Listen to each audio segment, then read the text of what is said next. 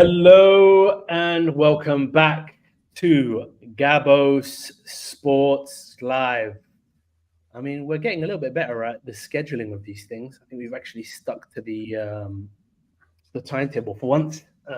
Sans one, you might notice a Baz-sized hole in the panel today, but he'll be back, I assume, on Thursday. But yeah, joining me today, as per usual, Mr. Boots. Yo, man, what are you saying? What are you telling me? Not in the greatest of moods after that weekend of football, but we move. Absolute howler of a weekend we cannot deny. And coming live from the streets of Jerusalem is Mr. Isa. Isa, first of all, what are you doing over there? And secondly, can you give us a reporting? Shalom. I'm live here in Jerusalem. Yeah, bro. You might see a few rockets above my head, but yeah, I had to tune in because it's a special episode today. Can't wait till we talk about Arsenal,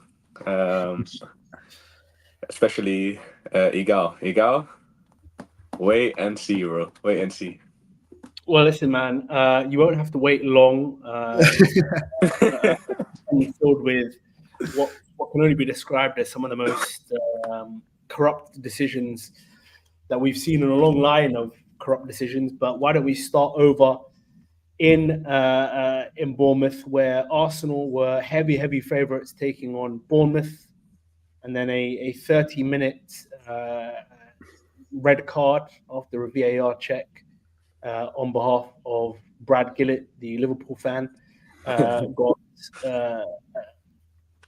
Saliba sent off on a dog's though, and then, yeah, man, it was a slow, boring decline to the inevitable defeat. We've been riding our luck so far this season. 3 red cards. We've managed to not lose the previous 2. Third time unlucky, if you ask me. Boots, what are your takes on it? Bro, it is, yeah. Bruv, I'm getting sick of like making excuses for these guys. Like, even though I can see that it's not a red, and some people might say it's bruv, why are you? First of all, Trossard, yeah, like that was a stupid pass. Like, who does that pass back like that? That was absolutely like kamikaze type passing. And then Saliba, like, if it wasn't for the other 2 red cards, I would have just obliged him because this is his first ever red card. But it was just dumb. Like, I would back you. Why would you put it in the hands of these guys? These guys, they're just incompetent. They're not gonna. They're so drunk because he gave them a yellow first, and then they went, and Howard Webb went, yeah, it's not Old Trafford. Go send him off. But what's it called? But yeah, man, bruv, it was just stupid. I would have backed him to get him back. It was like 45 yards away from goal. I would have backed him to at least like recover, do something to stop him from scoring. But yeah, I think Saliba, it was stupid, man. Like, I can see why people say it wasn't a red card, and I can see why people say it was, if I'm 100% honest. In a ways, man, first of all, we have to have a conversation about guys like Trossard, man, because Baz not here. Baz the guy who would have he's been asking for his flowers for a long time regarding Trossard. But we got to talk about what this guy does outside of the goals. You know what I'm saying? He's Brighton level. I mean, he really is Brighton level, if we're being 100% with ourselves. And certain guys aren't on the pod to defend themselves today, so they've got to resort to sending comments in the chat. But we've got to be honest. We've got to say, guys like Trossard are holding Arsenal back. And honestly, at this point, yeah, if we end the season trophyless as well, I don't know if Boots is willing to go this extreme, but it might be time to see if there's somebody who can take us to the mountaintop, bro, because yeah, like 3 DMs against Bournemouth, bro. You know what I'm saying? Yeah, I'm not with that, but I get why people are still are throwing their toys out of the pram, and patience is wearing thin. So I'm not gonna like ride out for him like that. Sweet. But yeah. Wait, hold on. That was a red card.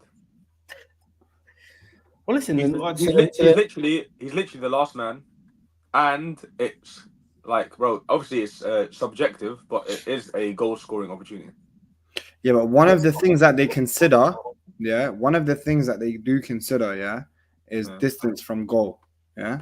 And bro, some people in the chat are saying, "Oh, it's 100% a red card." That's all subjective. I'm looking at facts, and the fact is, there's examples, of this same instance playing out and it not being a red card. 2 years ago, Arsenal played Leicester away. Aubameyang was through on goal, closer to the goal, a faster player than this guy. I don't even know what his name is, bro. The guy that went through on goal. And it was Johnny Evans on his back, not William Saliba. Yeah. Who gets brought down? Aubameyang. Who gets the yellow card? Johnny Evans. There was VAR back then. They didn't go to VAR. No one checked nothing. Let's talk about tossing, bro. Tosin Arda whatever his name is. Tossing happened the day afterwards, and Jota's closer to goal, and the covering defender is further behind than Ben White is, and Ben White is faster than the covering defender for Chelsea, and the same, like literally less than 24 hours difference, and we've got a completely different decision. But listen. Okay, there's inconsistencies or whatever, but like looking at the Arsenal example, forget the other things that happened. By the letter of the law, it's a red card. But that's what I'm saying. Arsenal, the only team that refereed to the exact bullet point letter of the law. That's not true. No, but the letter of the law literally says, number one, the first thing they consider distance from goal. If he's literally 45 yards just after the halfway line. If they're not going to consider that a sizable distance, where does the hold on. Him being that far out, I don't think impairs his chances, bro. He's literally. What do you mean? Of course it does. He's 45 yards. No, bro. He's running into clear space, bro. He's running. And he's got William Saliba on his back. I understand. Not just William Saliba. He's got to control the ball. Yeah. And he doesn't, bro. No, he doesn't, bro. Just hit it down. Knock it down, and on. You just admit you have watched a clip. Yeah, watch a clip. That's fine. I have it right in front of me, bro. You're lying, bro. Watching it as we speak. He hasn't controlled the ball. He was just supposedly wrestled down. Yeah. He hadn't controlled the ball. The reason why he doesn't need to go, bro. He just needs to knock it ahead of him, bro. He just needs to get control and knock it down. When you mean he has to get the ball under his control. When you say knock it ahead of him, no, he needs to knock the ball into space and run onto it. That's it. Yeah, but to be able to do that cleanly in his path, he has to control the ball, right? Not necessarily, no. Not necessarily. He needs to get a touch on the ball. That's it. What about Ben White, who's not that far behind him? Ben White, who doesn't have to control the ball, who could just focus on sprinting. No, he's not fast, by the way. He's not slow. Wait, we need to dissect this Bournemouth player, bro. How quick is he? How quick is he, bro? I'm not that. Bro, you don't even know his name. Let me see his FIFA stats. Not only do you not know his name, secondly, you didn't even know that he needed to control the ball. That tells me, bro, you're arguing like a certain group on it. You always argue like a certain group on these topics, bro. And I'm not going to sully my show by bringing that stuff up. But this your argumentative rhetoric, bro. Wait. I'm getting FIFA. I'm getting Van Nistelrooy's FIFA stats up. Yeah, hold on. Tell you how fast he is. Who's FIFA stats? Van Nistelrooy, the guy who was running onto the ball. Xhaka's FIFA stats are 35 acceleration. But he would smoke you in a race. By that same metric, you'd be in the negatives, bro. So we'll take FIFA stats into accounting. 76 sprint speed, bro. No, but listen. Whether it's a red card or not, Saliba bottled it, bro. Because even 100%. He should have given his chance. Listen, he knows. Yeah, he's not dumb. He knows there's a possibility of a red card. He should have given himself a chance to try and catch him. And even if they scored, bro, listen, it's Bournemouth, bro. There's always a way to get back into the game. Listen, I agree with every point you made there. I would debate the actual ruling and everything else. But in terms of the mistakes we made to lead up to all of these things that happened, by the way, not just this red card, all of the red cards that happened, it's just naivety and retardation, bro, from these guys. These guys have to know at this point, bro. It's been such a long time. These guys have had more red. Bro, we have the most red cards and the least fouls. And they'll try and portray us as if we're some sort of violent, thuggish team. But then when you actually look into the red cards, bro, they're always these doofus, once in a lifetime incidents that you will never see again. But don't you lot do that? Don't you lot do the stare downs in the tunnel and all that sort of stuff, bro?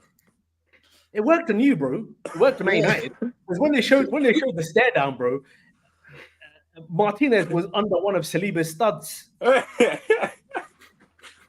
Listen, there's a stat though. There is a stat. Since Arteta's come in, no other team has had more red cards, and they're comfortably first with 18 for them, and I think it's 13 for Wolves, maybe. Yeah, 13 for Wolves. I think that's the one. Yeah. I mean, you got a question.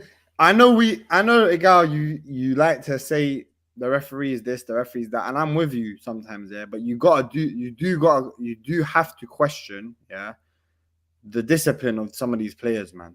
Bro, listen, man. I'll start to question the discipline of the players, yeah, when we're doing Bruno challenges and getting away and not getting away with it. There's things where you have to say hands up, don't shoot. But then when we talk about the red cards, yeah, and then we talk about the stuff that's happened in that time, yeah, like when that Crystal Palace guy booted Saka full pelt in the penalty area and didn't even get a yellow card for it. When Godfrey studded Tomiyasu in the face and didn't get a yellow card for it. You have to look at certain things that go, and then you look at Michael Oliver, 2 yellow cards in the same play at Wolves and Martinelli. Yeah, the whole point of a yellow card is to caution someone, mate. You're on thin ice. Here. You can't do this. Yellow card for that one. And No, bro. You haven't fucking cautioned the guy in the first place.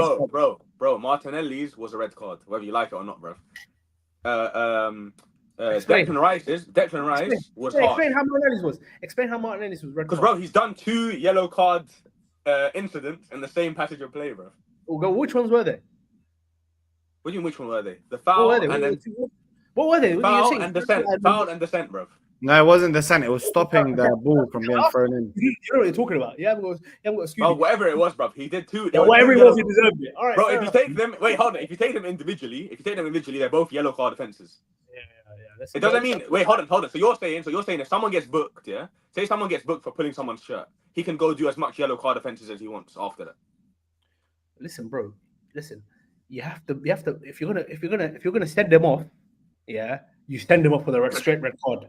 The whole point of yellow is there has to be 2 separate passages of play. Otherwise, you haven't warned the person. If you was gonna give him a straight red for a shoulder-to-shoulder barge that was a too overzealous, or he was gonna give him a straight red for delaying a throw-in, that's fair. But the whole your argument falls apart when you say one. He's brain dead, bro. He's brain dead. Let's move on from the red card because we've been talking about like whether you agree that it was a red card or it wasn't. We all agree that Saliba was a bit of a doofus in that. I agree. Play.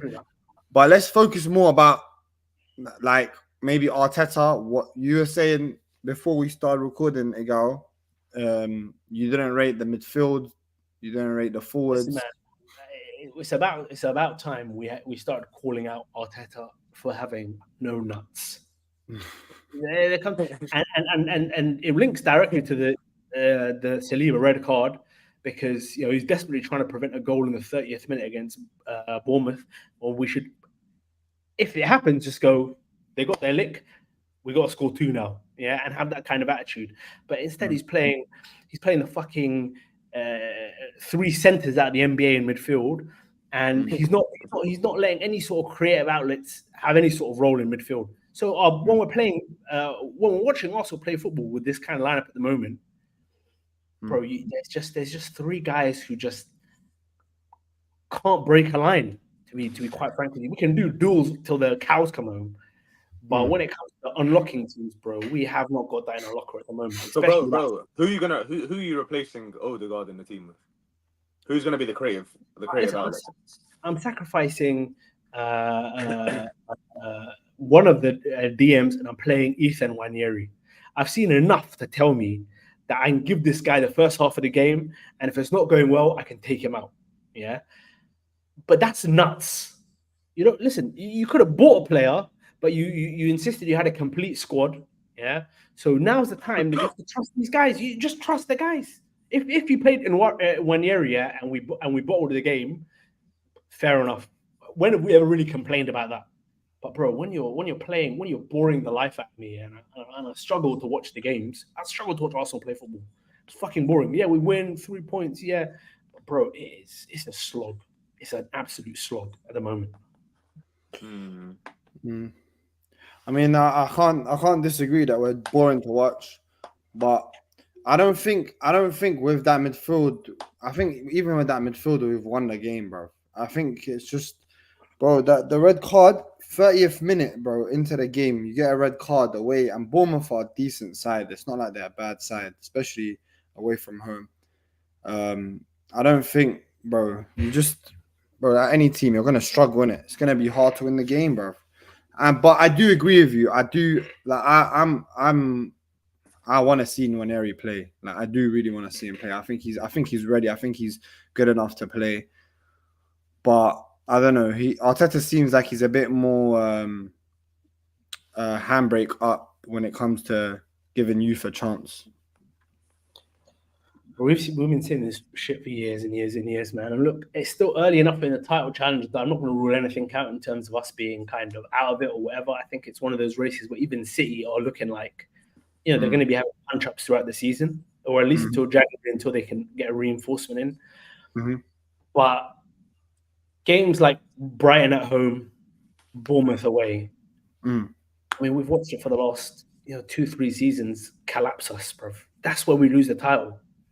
It's all well and good getting up for it on next week when Liverpool come to the carpet and everyone's like, yeah, no, this is an absolute must win and slots Liverpool look unstoppable, and we turn up, we put a good performance in, but you cannot bore me and not win at the same time. That's when it becomes unacceptable. You're boring me and you're just winning titles. It's title galore. Fantastic. Yeah. Entertaining me, but we can't really hold it down. We've experienced that for 20 years. We've got some fun memories out of it. It is what it is. But if you're boring and you're fucking chronically bottling it, that's when we've got to get you into the boardroom and we've got to ask you, look, 700 M's. We've done what you needed to. We bought your fucking dog. We planted a fucking tree. What more do you want? What the fuck do you want? It's not enough to tell me the unstoppable empire. The greatest manager. These guys said, "What do you want?" And he gave us Mikel Merino, who, let's be fucking honest, bruv, ain't nobody heard of that guy before. Wait. Hold on. Gaslighting themselves, into saying this guy, we're not doing that because you are one guy. You are gassing him. Don't do this. Is this the guy that we were saying? Wait. Is this the same guy we were saying? Pogba couldn't mention. No, Pogba couldn't mention. Pogba is. Pogba. That doesn't say a lot about Mikel Merino, Isa. It just says more about Pogba and how far he's fallen, bro. Bro, Pogba is currently the Black Zelensky of European football. Half in hand, taking everyone for doing interviews. We'll sit down with him to debunk the bullshit he was doing. Voodoo and roids, bro. That's what he was on. Listen, let's go. Let's go. Before we move on, let's go through some of the comments that have been sent in. AA goes, it was 100% a red card, no excuses. We got a laughing face from BHD2. AA also goes, if Trossard is Brighton level, Martinelli needs to go back to Ituano. Yeah, that's another talking point. Martinelli, bro, as much as we say we bored us, we were bored, X, Y, Z, Martinelli had the chance of the game. That could have been an entirely different game. If he is literally 0-0, put that away. We can try shut up shop. Minimum, we go away with a point. Yeah. But the downfall of this guy is genuinely bizarre, bro. Some will say they knew it was coming. You say that about everyone. Everyone apart from who deserves to actually get it said about them. Really. I agree though. Well, Adel Tarat making a comeback and Paul Pogba and shit, bro. You need to pipe down, bro, when it comes to the prediction. Bro. Martinelli, Do you know what? Some players, they go out of form for a bit, they'll come back in, but he's been consistently shit for a long time now, bro. Yeah. For a very long time. Hammett saying early season with injury tax. 90% of the time we're not actually boring to watch. Well, listen, man. Cool. I respectfully disagree with you. I think our football is very, very systematic, bro. And tomorrow we'll all sit down and tune in to watch us have a life and death with a team that's literally fleeing a war zone, and we'll call it progress. A couple of goals, bro. And quite frankly, I'm not impressed. In the immortal words of Shania Twain, that don't impress me much, bro. So let's move on from Arsenal. They shat the bed, they lost. They've given the onus to Manchester City, and we'll come back and touch upon that game very, very briefly. But before then, we've got to talk about the Super Sunday main event at Anfield. Arne Slot taking on Enzo Maresca, Liverpool versus Chelsea. At Clanfield, and it went the way of Liverpool, who remain top of the table. What do we think about that one, boys? Lisa, did you give it a watch? Yeah, bro. I think my prediction was Chelsea would nick a point. Mm-hmm. I don't know, bro. I think it was a fairly even game. Chelsea didn't create, like they did create, but didn't have. I don't know. They had 1 or 2 shots on target. I don't know, bro. Do you know the Liverpool team's different now, bro? I don't know, bro. I think like under a Klopp kind of team, I think they'll blow Chelsea away in that kind of game. But this one's more like, all right, cool. We'll have a bit of the ball. You'll have a bit of the ball. Whatever. See what happens. But yeah, bro. I don't know. Like Liverpool winning. I'm not surprised. Probably the better team on the day. And yeah, it looks like they're on the title hunt now. Yeah. Yo, so you think they're gonna? Do you think they can genuinely win it, or do you just? I think they'll be near around. Whether they can genuinely win it, I don't think. I'm not sure, but they didn't do themselves any harm by winning these kind of games. You go. Listen, man. There's a couple of major headlines in this game. I think I've never really seen a game where the referee took a 50-50 guess on every single decision. It was an absolutely farcical fucking performance. That Nunes foul at the end. I couldn't believe I was watching, bro. I really couldn't believe it. You've got to have a serious discussion. And I'm in the perfect place to talk about this. I'm back in the VAR offices. We've been in crisis talks all afternoon. And it just ruins the game, bro. We're watching these.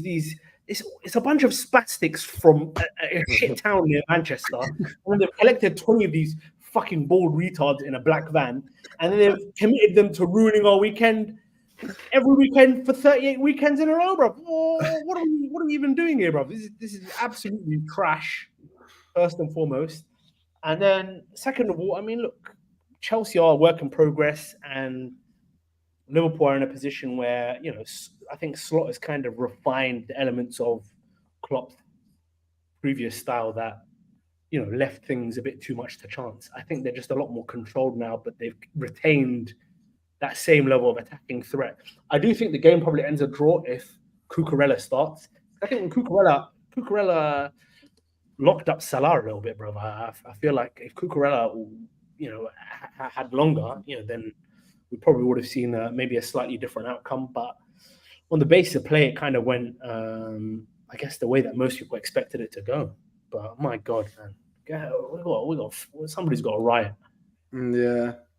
I don't know. I watched the game. I thought Liverpool were the just a bit. Like, I don't think Chelsea would be disappointed in the way they played, especially with the time under this manager.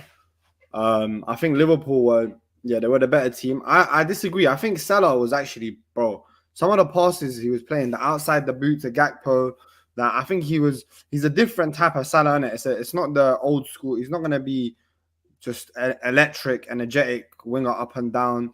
But bro, I think he put out like a solid display. Some are saying he's the GOAT Super Sunday player ever.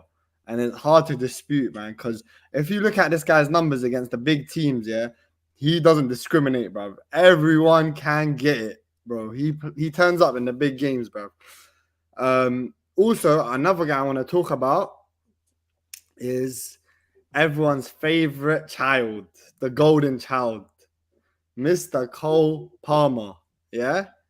When when the lights are on now, when it's Saka time, now you had your big season, yeah. Now the focus is on you. Let's see what he's on. This is his first test for me this season. Because bar the Brighton game, I think City away, he failed. City at home, sorry, failed that test. He was a ghost, yeah. No one wants to talk about that when they lost 2-0. Yeah. He turned up against Brighton, banging. Nottingham Forest, he had a good game, they drew. And I think a few other the games, he was okay, he was all right. Yeah. Brighton was a standout game, and then straight away, this guy has been crowned world class. But Brez that Saka that they want to compare to had to do the hard graft for 5 years. They had to play in the Champions League. The internationals weren't good enough. He had to get to the final. They still had to. There was different stages. This guy, he every time the KSI clip when he goes on Soccer Sunday when he touches the ball, and go this is what it is for this brother, bro. No one. I want to hear you lot's thoughts about Cole Palmer's performance this Sunday, bro. It happens, bro. It happens. He's still young. It happens. He's the same age as Saka, but when Saka drops a stinker, it happens, bro. Yeah, but Palmer, week in, week out, yeah, this guy can go under the radar. No one will say a word. But wait, firstly, you can't disagree. Palmer delivers on numbers. Number two, if the going gets tough, he doesn't start limping. He'll stick at it. He'll try and do his thing. Bro, comparing Saka and Palmer is retarded anyway, bro. Why? Because bro, it's Palmer, yeah. Palmer, he doesn't have to have a good game. He'll deliver some numbers, yeah. Whether it's penalties, whether it's assists, whether it's a goal, whatever, yeah. Saka is like, okay, maybe they both are in it. They're both the go-to man for their team. I agree. I think it's stupid to compare them, but not for that reason. Because I think Saka more doesn't need to put him up numbers to have a good performance. Because off the ball, he trips in way more than Palmer, for example. Defensively, he's always creating. He's creating, like, his chances created are always up there when the season ends. But I don't think Palmer was a winger. But every guy a new guy that comes along, they want to compare him to Saka. But now you're gonna get the Saka treatment. You're going to get guys trying to mark you out the game. You're going to get booted. Because now, all right, it's banging. You've done it for the first season, your breakout season. But now when people are going to start putting a real eye on you and leaving stuff on you, and they're going to, the teams are going to set up to negate you, especially like how Saka gets negated when he gets doubled up, tripled up on. Let's see. I'm just saying, let us see if he turns up. And let's see if the narrative is the same thing, bro. For my man. Because I hate on Foden, but Foden gets the same treatment, bro. Foden, he's earned his stripes in this league where he's earned the respect of other players where they look out for him, where they put a bit more effort on him. And with Chelsea last season, everyone don't respect them. They're going lick for them. There's way more space for this guy to thrive, to cook, whatever. But now they're gonna give him his respect. And let's see if he carries on cooking, bro. At the rate he's getting, he cooked last season. I hear it. We'll see, innit? We'll have to see on Palmer. But bro, one bad game, who gives a shit, really? Well, listen, this is how the game goes, man. When you get to that superstar status, you're gonna get double, you're gonna get triple teamed, and it's about how you cope with it. That's really it. That's it. You can't. There's no more excuses. You can't say, "Oh, he's getting doubled, he's getting tripled." We did that. It doesn't matter. It doesn't matter. You're getting the big boy wages. You're getting the big boy tag around your name. Yeah, I'll take you more than anybody else. Why would they take you? So that you deliver in these kind of games. And it's he's got plenty of time to erase that tag, and I'm sure he probably will. But he got found out this weekend. And I want to go from the flop of the match. But we didn't talk about the man of the match. We needed the special word for Curtis Jones because he turned up, man. Bro, we had a solid performance. Like, bro, defensively, everywhere. Caicedo was on the other side. Lavia was on the other side. Palmer was on the other side. Enzo was on the other side, the guy's favorite player. And he pocketed everyone and he bagged and he won the penalty. Yeah, solid. But I rate Harry's players. I like him. He's in the James Milner mode.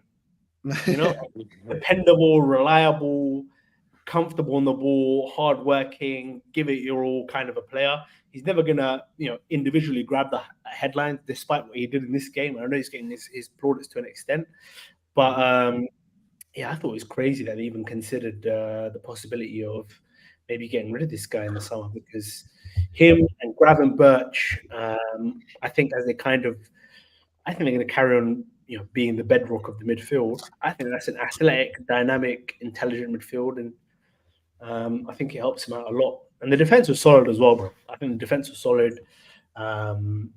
We've got to talk about the regret that Chelsea fans may be starting to feel about one Mr. Jadon Sancho, who was on the spin cycle on Sunday. Didn't really pose too many threats. I think a lot of United fans are probably licking their lips watching that display, feeling a sense of vindication. Issa, any thoughts on that? Bro, we knew that one was coming, bro. Everyone's getting gashed. First couple of games, 2 assists, 3 assists, whatever. Bro, he's not at the level. If you want to go challenge for the top of the league, he's not at that level. He's not that guy, bro. Mm-hmm.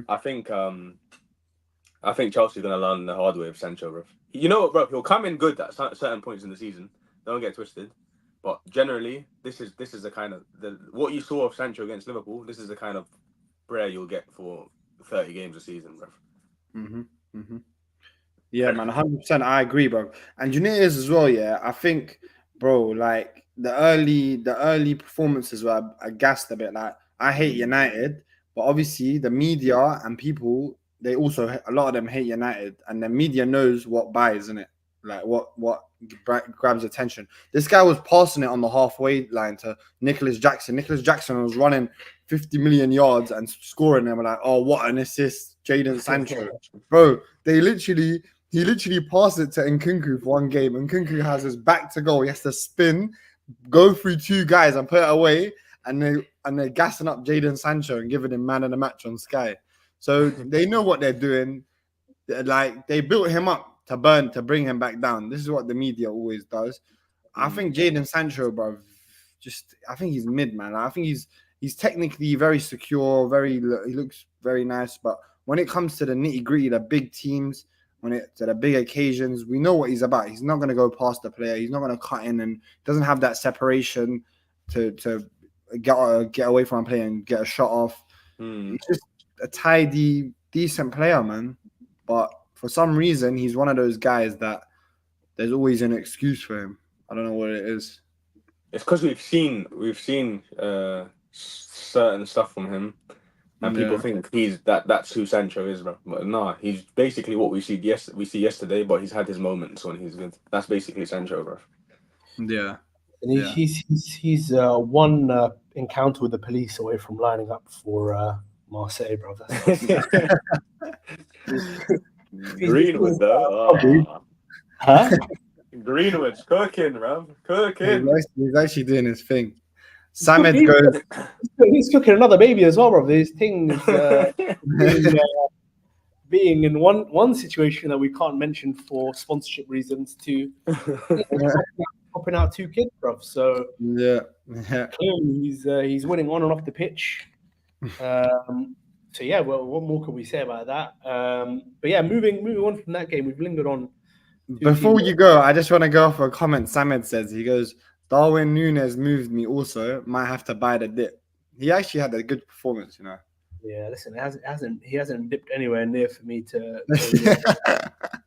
But I rate Núñez. Yeah, well, he's a nuisance, isn't it? He's a nuisance. He's a big guy. He's fast. He's not the most like on the eye. He's not the easiest to look at. His finishing can be. Bro, you know what's crazy in that game? His passing was ridiculous, bro. Some of the passes he was making were so good. The £90 million nuisance, lovely stuff. Forget the price tag, bro. Yeah, forget the price tag. You're right. The next game I want to touch upon is a game where the rules of the sport were once again temporarily suspended in order to allow our all-conquering heroes, the invincible, unstoppable Manchester City, to score yet another late victory. And let's be honest, just like Gaz O'Neill, a pod favourite, remonstrated in the post-match interview, that goal at the end was bogus, right? Didn't they change the rule to stop Arsenal from doing it, and then they unchanged it so City could do it? What do we What's think? wrong with the goal? What's wrong with the goal? Well, I mean, the Bernardo. defender clearly impeded the goalkeeper. Did he? Well, I mean, if he had his hands around him. I don't know. You know what? Yeah, Sarr was pulling Bernardo's ear. I don't know if you saw that. Saw. Grabbing the keeper, bro. But yeah, Saw. Sorry, yeah, you're right. Yeah. He was pulling Bernardo's ear in the box. By the letter of the law, what's that? Penalty. Yeah? I don't know. So can't really complain. I just think when they showed on the VAR monitor, they didn't show him. The referee didn't get to see the full. Like he didn't see Bernardo and Sarr make contact. He just saw him reset. So I don't know. And it's very strange. Like, when does a referee ever go to the monitor and the goal stands? Listen, I think more than Gary O'Neill, he needs to worry about. Bro, has any team conceded more last minute goals than this guy, bro? Bro, it's like every week, bro. Every week he can see the last minute goal. It's like, bro, he has to take some onus on that as well. When it comes to that goal in specific, I'm not too mad at it standing, if I'm honest. I can see either way, but I agree with the notion that City, bro, there's no team in this league that get away with decisions like Man City, bro. No chance, bro. No way, bro. These guys, every year, there's a few decisions, that they get away with that no other team in the league would. Wait, so you do think it was a goal? I'm not mad that it stood. Because, bro, you made contact with him when the ball was coming in. Yeah. Then there was a gap between them, and then the header came in, and he had a clear sight of the ball, bro. Yeah, no. Listen, bro. At the time when I what's it called? When I first saw it, obviously there was emotion because, bro, last minute they conceded. I wanted them to drop points. I was like, bro, it should have been disallowed. But in hindsight, when I look back at it, bro, it's not that deep. Like he should have been stronger. How is he letting Bernardo Silva bully him like that, bro? It's moving out of your way, bro. Some little midget, bro. Yeah. But yeah. A while ago, it would have been woke nonsense if it was ruled out. That goal rightfully stood. The ref said no goal, and VAR said it's a goal. Correct decision from VAR. No, he didn't say no. They sent him to the monitor. The ref doesn't send himself to the monitor. Or I don't know. Doesn't make sense to me. For that. Double A is a hostile witness. We know his comments come from a particular space. You can read them out. I choose to just treat them as the ramblings of a man who was broken a long time ago. But yeah, man, City rumble on. It doesn't matter. 150 in charges. Sporting director leaves. Best player in the world gets injured. They will find a way to deposit those checks into Howard Webb's account, and so we gotta move on from it. Let's talk about the Bullet Dodger. The Bullet Dodger managed to pull out another performance. I was confident that Brentford were going to do something, but he managed to come back from what was, in my opinion, a rather unfair opening goal by Ethan Pinnock to turn it around into a 2-1 victory. Issa was there. He made a quick dart over to Old Trafford from his in East Jerusalem. Issa, speak of the performance, man. Listen, second half, I don't know whether it was Brentford being fucking absolutely shit or us being good, but bro, I can't remember more than 3 minutes that we didn't dominate the whole game in the second half. First half, I think it was a Fugazi goal, personally. De Ligt also going off, being forced off on a corner is not. I don't know what the rules are specifically around that. Apparently, the blood on his head was dry and whatnot, but Nah, bro. Yeah. He played for another 20 minutes and he was almost red. It's like he's in a UFC match, bro. UFC fight. what It was I don't know. dribbling. I don't know. It was But, like when he threw it's like when you throw the banana in Mario Kart, bro. People were slipping on the blood. I can't lie. When that goal went in, I was kind of hoping. Brentford bag a second and a third, bro, because I think that would have been the back of Ten Hag. But yeah, somehow we turned it around. Good finish by Garnacho. Good finish by Højlund. But yeah, I don't know. I think Brentford didn't have the best game in it. I wouldn't read too much into United's performance. But listen, a win is a win, isn't it? What can you do? Yeah, I think United. I think this is the best performance of your season, bro. I'm not gonna lie to you. I agree. I think Højlund looked pretty good. Garnacho, very good. Even Rashford, by working that ball for the first goal was amazing. Yeah, bro. I think you played very well. I'm not gonna lie. Like you nullified them. You pressed high. Like I was especially in the second half. Like you said, I was very shocked by how you were playing. To be honest, in a bad way for us. I didn't want that to happen, but it was a good way for you. And yeah, in the first half, the goal, I can see why you'd be annoyed, but at the same time, bro, he came off initially. Why can't they just? How can the doctors not glue that? Like, why didn't they put the glue on at the beginning? That's so dumb. They should put something around his head, bro. Yeah, I don't know. But Højlund's finish was nice as well, man. I'm not gonna lie. That little chip, I thought he bottled it initially because I thought he took a extra touch where he didn't need to. But the little dink was nice, bro. Both the goals were actually very good. Actually, I remember now. Charlie banging and the little dink from Højlund was pretty good. But hold on, Mazraoui came on, but I thought that guy had a heart attack or something recently, bro. Yeah, I don't know. Yeah, AA goes, Issa, do you still rate Højlund? My response to AA is watch the game and then you'll know the answer. Fair enough. Højlund is what Arsenal needed yesterday, bro. Yeah, listen, Manchester United kind of put it together. Their biggest problem is like the games they lose, they press like spastics, bro. And there was some form of a coordinated press, especially in the second half of yesterday's game or Saturday's game, and they took their chances. Like once again, I think it was kind of a bit of a papering over the cracks performance. You know, they're playing Mourinho's Fenerbahce next, I believe. Yeah, and I think that's the one where, you know, if they don't turn up and put them to bed, because they've got an abysmal record in Turkey as well.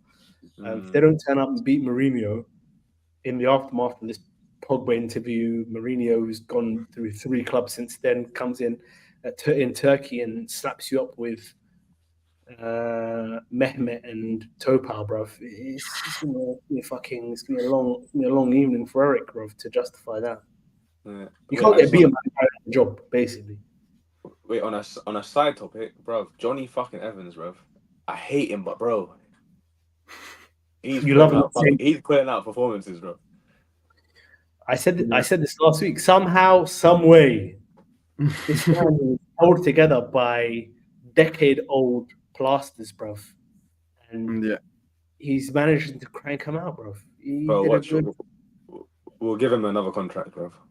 You should give him another contract. I think you should get him to be your fucking defending coach, bro. That's not a bad shot. What more do you want? The guy knows how to set up a defensive structure, and at the ripe old age of 40 years old, you know, this guy started at United when Sir Alex Ferguson, God rest his soul, was still alive. But yeah, Fergie's been booted out, bro. I can't. Rightly so, bro. Not only did he invite the Glazers into the club over some horse jizz, he's managed to steal $2 million a year and a private box for the last 10 years. What does he do? Crazy, I can't lie. Is he casts this enormously long shadow over whoever else is at the club. Every single big game that you guys have been smoked in for the last 10 years, the number one image that we see is a disgruntled Fergie in the stands. You got to get rid of that shit, man. I'll take Wenger's come one time, and it was in a game which was kind of like one of these pre-recorded we know we're going to smoke Monaco kind of things. So we'll let him come over. You know, he used to manage Monaco. You know, he used to manage Arsenal. Oh, we wear the same colours. Amazing. Come here. You know, little black kid. Whoa, Saka. Whoa. And then posing, oh, my legacy, my children. But yeah, bro, every fucking week, bro, like some sort of dementor just sucking every coach that decides to try and do something. Bro, it's nuts, bro. Get him out of here. I honestly thought, until the expose came out, that he was doing it out of love for Man United. Never in my wildest dreams did I know he was getting paid 2.5 M's, bro. I couldn't believe it. Bro, you have to nice him, innit? After what he's done, you got to nice him, innit? He has to be looked after. Bro, he's been looked after enough now, bro. Like these United fans, I don't think bro. 2.5 mil for 10 years is wild, yeah. And I agree with the girl, man. It's like, bro, like just move on. Like this guy, like one thing I rate about Wenger, as much as he left us in shit and his end with us didn't end the greatest way, but he just let us crack on. He's not just in the background, like overbearing, bro. Like Ferguson is just there every single game. It's like, bro, just yeah, but bro, if they're offering Wenger 2.5 million to come and lurk around the stadium, he's gonna fucking bite their hand off for that, bro.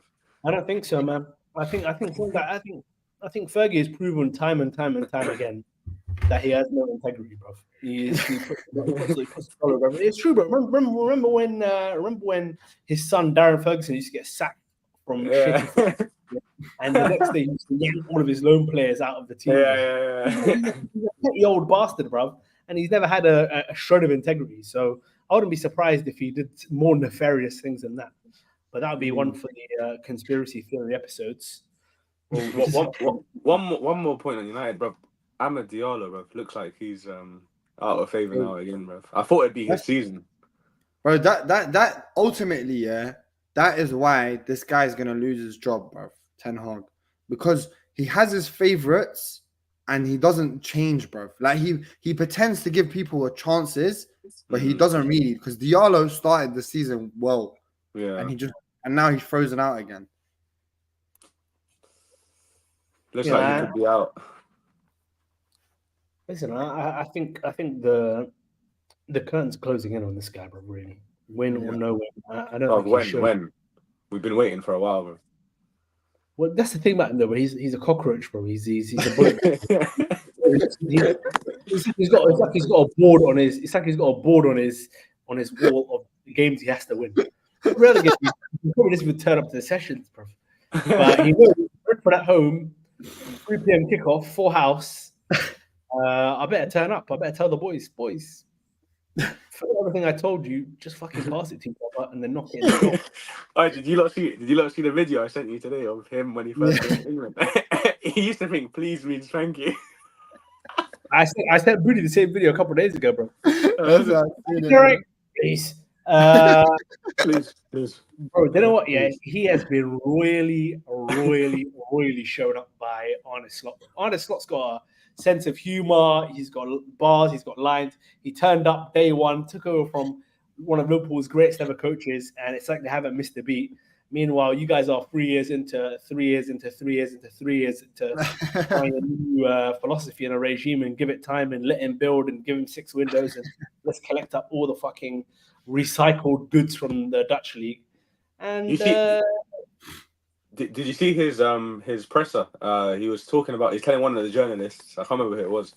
He's like, why don't you go and manage against Mourinho in it for the Fenerbahce game? Bro, how is he flexing his muscles against fucking journalists, bro? That's like a new low, bro. He's got bad PR, and Andrew's got bad PR in the league, in my opinion. And the third guy after them is that Southampton guy, bro. That Southampton guy, yeah. He is straight off your favorite TV show, Made in Essex, whatever it's called. He dyes his beard black. He's got some fucking weird Simon Cowell trim. And the other day, he was blaming the goalkeeper for letting in. And admittedly, the goalkeeper, Aaron Ramsdale, we could have told you and saved you 20 M's, whatever it was. The guy jumps in slow motion. Arteta coming in second place with him back-to-back seasons she deserves a statue next to Wenger, bro. Because this guy, I think we're realizing the cold light of day, bro. He's moving at 0.75% speed, bro. It's like you slowed him down. I'm not sure if I'm going to say it because I'm not sure if we're going to make it to Southampton, who, well, I think we should actually, to be honest with you, because Southampton were staring down the barrel of their first victory this season. And I believe they had raced into if I'm not mistaken, a 2-0 lead against Leicester. Yeah. Everything was looking good. The home fans were singing. Bellies were flopping, shirts were off, pies were being eaten. Cameron Archer and Joe Aribo helped them in the first half an hour to get to that position. And then Facundo Buonanotte scored. And this guy, I think he's got 3 goals in a row now, Buonanotte. Last week, he scored a very, pre-international break, scored a very, very nice goal. And then he coupled off by putting them back within touching distance. And then Ryan Fraser, who's still playing in the Premier League, got sent off, great red card. And then the GOAT struck back from a penalty, Mr. Jamie Vardy. And then in the 98th minute of the game, virtually the last minute of the game, Jordan Ayew rolled his what? He's Lebanese. Just to put it out there.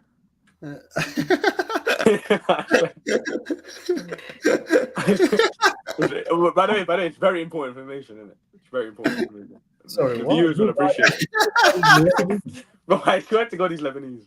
What part of Lebanon is he from, bro? Bro, his grandmother's Lebanese, isn't it? You can Google it right now. Ayew is the son of Maha Ayew and Abedi Pele. His maternal grandfather, Al-Haji A.A. Kader, is Lebanese. Told you. I mean, that's not honest, bro. Listen, I really don't know what to say, bro. Lebanese forward, Jordan Ayew. Okay. So if his maternal grandmother is Lebanese, and his maternal grandfather, his paternal grandmother, and paternal grandfather are Ghanaian, and he's 75% Ghanaian. He's 25% Lebanese. That's what we're saying. Yeah. Yeah, he's called Lebanese. So he's eligible. If Lebanon put out the call right now and said, Jordan, we need you to come play striker. Up top. You think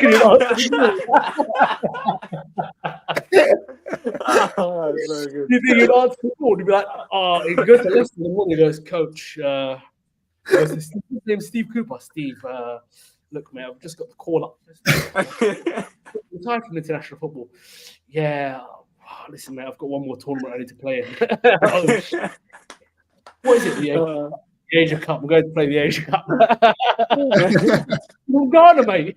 Nah, not anymore. My grandma, she put a couple of calls in. I've changed allegiance now. I put my passport through. I'm waiting my uniform now. Uniform? I thought it was a kit. Yeah, my kit's in the post. Fair enough. Listen, the more you know. Listen, we get to a stage where Lebanon might be able to put together a competent team. Jordan Ayew still playing. Presumably that means Andre Ayew is also 25% Lebanese. Saliba in the back. Saliba in the back. Who else? Who else? Who else are we talking about? Now we're in really, really like tentative links. That's about it, really, man. That's the three. That's the two black guys and three black guys. Three black guys. Three black guys. That's our representation in the Premier. Fair enough. Listen, man. Allah Mubarak. What more can we offer? And yeah, listen, we digressed quite far there, away from our initial topic, which was how Southampton fumbled, and that was a digression from the Southampton manager Billy Mitchell, wherever his name is. He's against it. He's booked his favourite to be the first guy to get sacked. I imagine they're going to parachute in Moyes. If my balls are telling me something, and there's a few people that they're talking about. I'm going to exclusively. Sorry, I'm tripping over my words. I'm going to exclusively start talking about Premier League in military terms, and it looks like Southampton might be one of the few clubs that's currently contemplating regime change. Yeah, so we'll see if Moyes gets frosted. 4-4-2. You know, we're going to bring back Charlie Austin. We're going to get back Shane Long. And we're going to keep the ship afloat. But tonight's game, before we go back and recap a few of the other ones where we were wrong, where we were right, is who's playing tonight again? It's Nottingham Forest versus Crystal Palace. Forest are at home. Glasner, another one who has found himself on the hot seat, boys. Yeah, that's true. But we do have to touch on Tottenham and West Ham before. All right. I know you don't like doing this. You got me. So, on Saturday, as I'm just finding out right now, around lunchtime, there was a game of football played at the Tottenham Stadium. And in that game of football, Tottenham surprisingly played, and they played against West Ham United in what some people contest to be a derby. I think it's called the foreskin derby, but I don't know why. With that being said, Spurs run out big winners, 4-1. I think the biggest talking point of the game, though, I'm sure all of you guys will agree, was another Ghanaian man absolutely losing his mind. Let's talk about that. And then we can talk about the overall result and the performance and what we think about the two corresponding teams. But I think there's no better place to start than Mohamed Kudus's moment of madness. Bro, do you know what's so funny about it? Yeah. First of all, he pushes what's his name down to the ground, Van der Ven. He boots him, and he gets a yellow card for that. Then it's not until he has to get. Then he gets up, he pushes him in the face, dashes him onto the ground. Richarlison runs into him. As he gets pushed, his shoulder goes into Richarlison. Richarlison flies to the ground. Then after he goes to Pape Mate Sarr and bangs him in the face.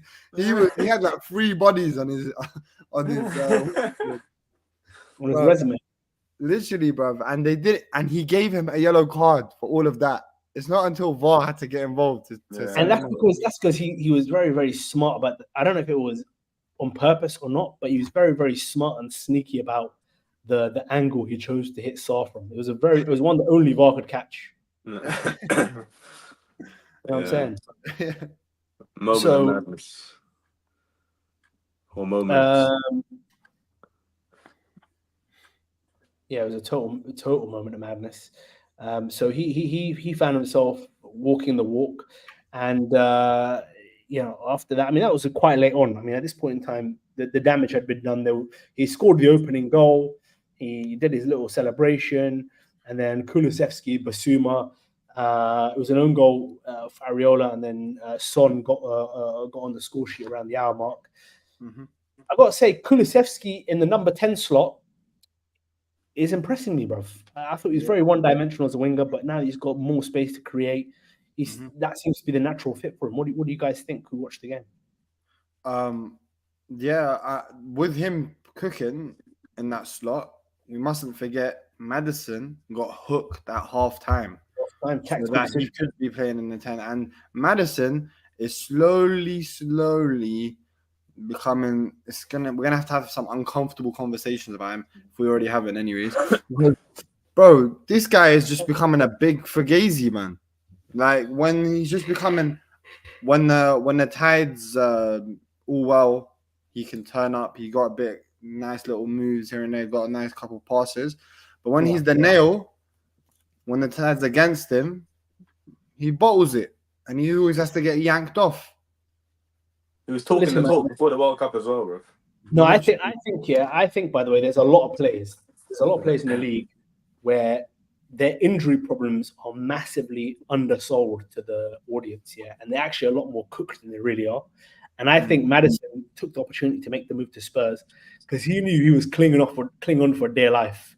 So now when you watch him play, he's not as brave in the tackle or in the 50-50s or in the challenges, and he's not as mobile as he once was. And because he's a guy who doesn't have a lot of mass, he doesn't have the physicality. He needs speed in his brain to anticipate things and to get balls off or out of his feet quicker.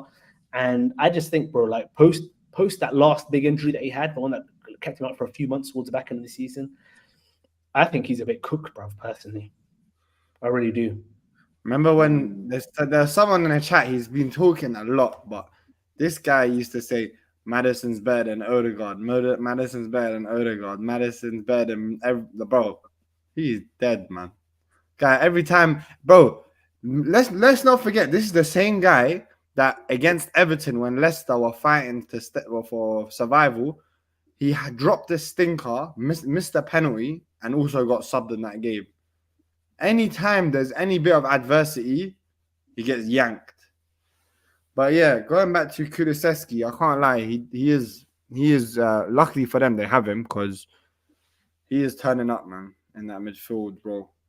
He's turning up. He's turning up for them in big ways now, and I think helping stabilize the club.